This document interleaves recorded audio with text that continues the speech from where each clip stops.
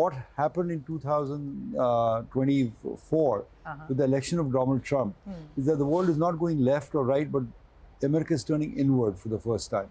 And that has profound changes in the world, because whether we like it or not, America is the most important, most significant player in the world today, whether politically or economically. But the fact that they were turning inward meant the world would be a very different place. So while I keep hoping that the past is prologue, that what happened in the 40 years that gave us so much prosperity and peace and, you know, a good standard of living will continue, I feel that the world is about to change. And I think as investors, we have to be the first to notice that. So it's not so much about left, right, or center. It's not so much about your, political stance. It's more about whether you are inward or outward looking, from what you're saying, whether you're integrated. And that's under cloud. I mean, the whole globalization era and that boom, that itself is under a bit of a question mark in this new world that we're in, right? The good news is, the bad news is that, yes, it's under a cloud right now. It's under a very serious cloud. That's why I told you the axis was changed. The good news that is my personal belief and my personal call that these are irreversible changes, that you could delay globalization by another 3 years or 4 years. I doubt if it's even that long. You can delay a world where, you know, the strong prey on the poor, which is what is happening now with the spheres of influence, as Donald Trump is calling it, that Russia controls Europe, we control North America and South America, and China controls Asia.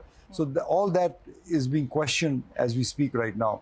But I think it will delay globalization, it will delay the international system. It cannot deny it, because the human arc works towards progress. And it's very hard for me to believe that we will go back to a mercantilist policy, a tariff-based policy, as Trump is advocating. Either he will change, or democracy and the people's aspirations will force him to change. So while we are going through a very difficult period right now for the global economy, I don't think it's going to be the lasting change in the world. The lasting change is towards free markets, prosperity, trading. Is US exceptionalism, for the time being at least, is it ending? Do you see the US market topping out? I think Donald Trump and his MAGA crowd are going to learn a very hard lesson in economics. See, this is what he's trying to do if you try to sort out all the madness and see what the kernel is trying to do. He believes that American manufacturing has been hollowed out. You know, America imports almost all its critical stuff other than technology from China, from Vietnam, from Philippines, from India, from other countries in the world. So this is what they've done. They first reduced the tax rates in America. They made the corporate tax rate 15% or so. They're job-owning the Fed to cut the interest rates. And they're building tariffs so that domestic industry can do well. So they want to bring back manufacturing and manufacturing jobs. That is the constituency that elected Donald Trump to America. Now, unfortunately, it may not even be most cost-effective, which is the debate raging right now. It is absolutely not. And that's the whole point I'm making, that when economics meet reality, economics is going to win. You know, it's just, you know, it's like when the Titanic hit the iceberg won. So the economic reality is economic reality. You can't make jobs in America or pay people in terms of inflation when the same product will be available for 30-40% cheaper if you import it. It goes back to what Adam Smith said about specialization in the world.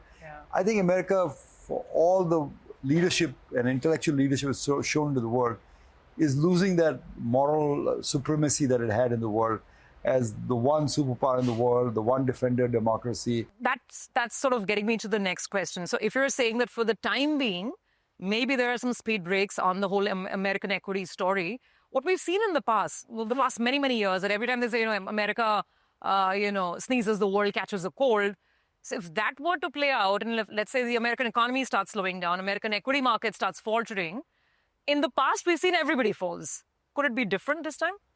No, we will falter. I mean, there's no doubt about it that America is such a big, important economy that America squeezes the rest of the world, catches the cold.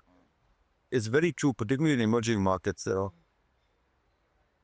But I personally feel that given that these are now considered permanent changes in the world, so you see what's happening in the world. China, India, Russia created their own trading bloc called BRICS. France has already made a declaration that it would now be the nuclear armament of Europe.